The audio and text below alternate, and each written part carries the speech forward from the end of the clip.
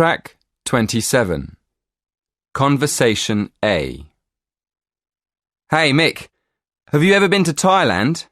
Yeah, I was there last year. Why'd you ask?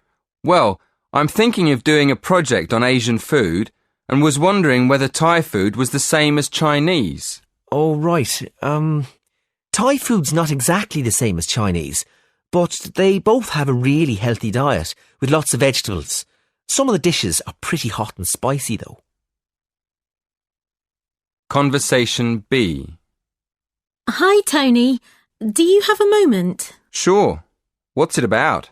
Well, I'm researching types of homes across the world, and I thought I'd ask you where people live in Australia. Sure. Which part of Australia are you thinking about? I mean, there are blocks of flats in most cities, the same as anywhere else in the world. Conversation C. Hi, Barbara. How's your Japanese language project going? It's great. I'm learning about the Japanese alphabet at the moment. And what about your project about China? How many languages do they speak? Well, there's Mandarin Chinese and at least another 10 varieties of Chinese from different regions. Wow, that's amazing. Conversation D. Amira, I'm doing a project on traditional clothing. Do you have any in the Emirates? Oh yes, we do. The typical dress for women is called an abaya. It's basically a long black dress, but we decorate it with gold patterns around the sleeves and neck. It's usually made of a kind of silk. Look at this one here. What do you think? Oh, I think it's lovely. Track 28. I'm trying to find out if people from northern countries have the same attitudes to talking to strangers in public as people from southern countries. OK, so what have you found out? Well, I found out that in some countries it's more common to talk in public than in others. For example, people in the UK and Holland don't usually talk to people they don't know, but the Italians and the Spanish seem to be much more open. They chat to people on buses, in shops, in restaurants. So, do you think that people from the south of Europe are friendlier than northern Europeans? Well, it does look that way. Even in the same country. I mean, for example, in comparison with Italians from the north of Italy, the Italians in the south chat much more to each other in public. It does sound interesting. Well, that's fine. I think you've found a good topic. Track 29. Hi, Barbara.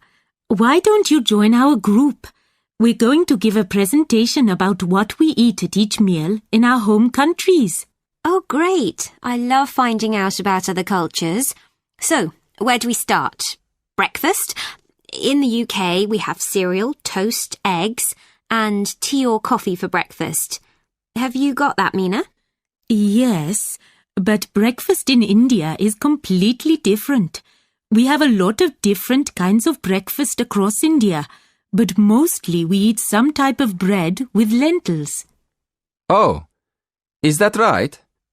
In China, we have tea with noodles or rice and vegetables for breakfast. So, what do you have for lunch, Barbara? Well, you know, in the UK, we don't usually have a big lunch. We usually just have a sandwich. But it's different in India, isn't it? Oh, definitely. I don't like sandwiches at all. We have rice and vegetables for lunch in India.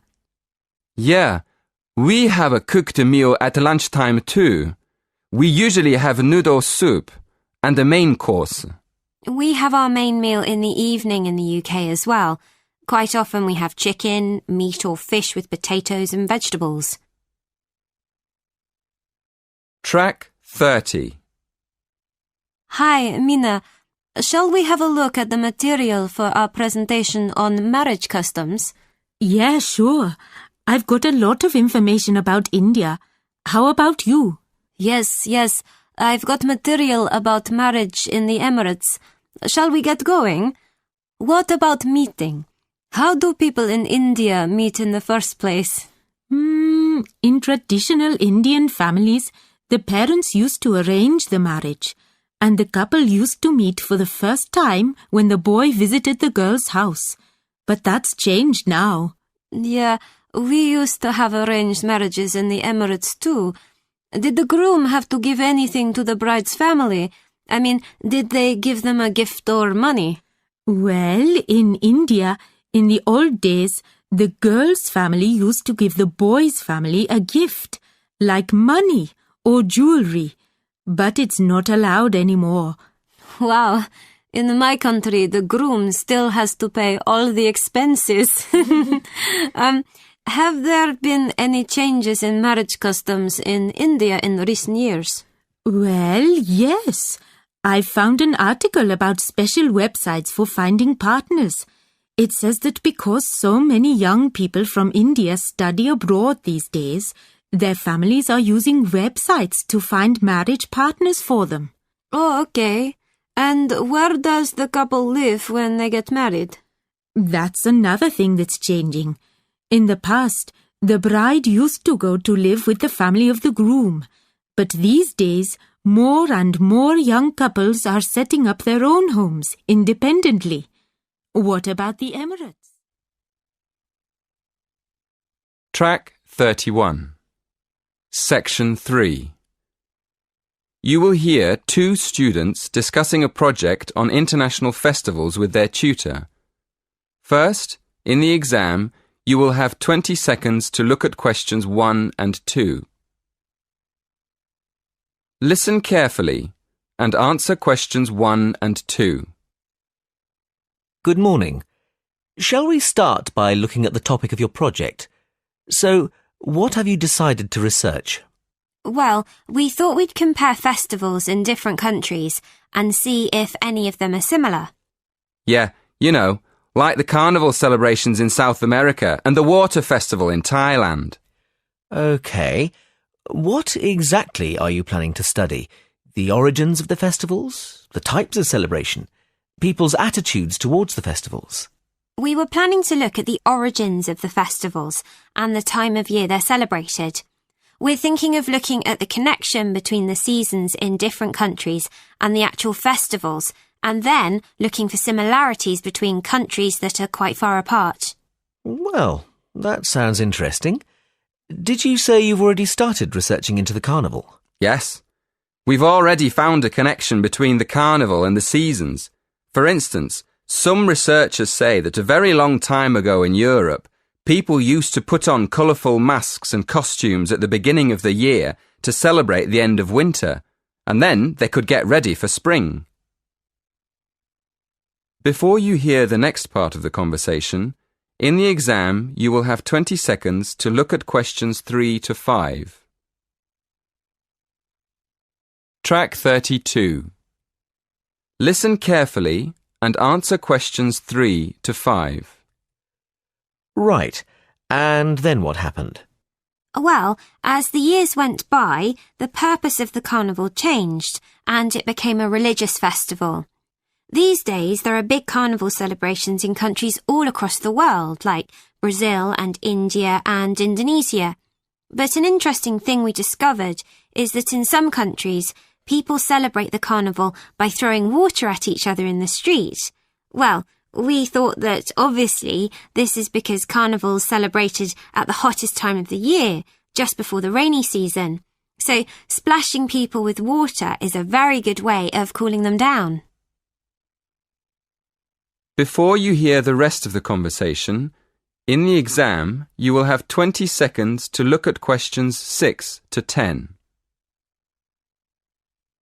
Track 33. Now listen and answer questions 6 to 10. Yes, that makes sense. Did you look into any other festivals? Yes, we did. What we're planning to do is more research into water festivals. We found that in Asian countries, where there aren't any carnival celebrations, there are still festivals that involve people splashing each other with water. Actually, we found references to them in Burma, Thailand, Vietnam, China, and Japan. But we also found a reference to a water festival in Mexico. So we thought we'd look into that a bit more and see if we can find any similarities between these countries. We realise that water is more than just a way of cooling people down in hot weather. It also has a lot of different religious meanings and purposes. For instance, we found that in some societies, water can mean life or wealth or just luck.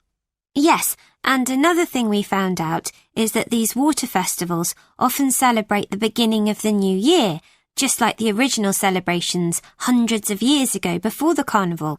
So, up to now, we found that the carnival and the seasons are linked by ancient traditions, and that water plays an important part in the celebrations.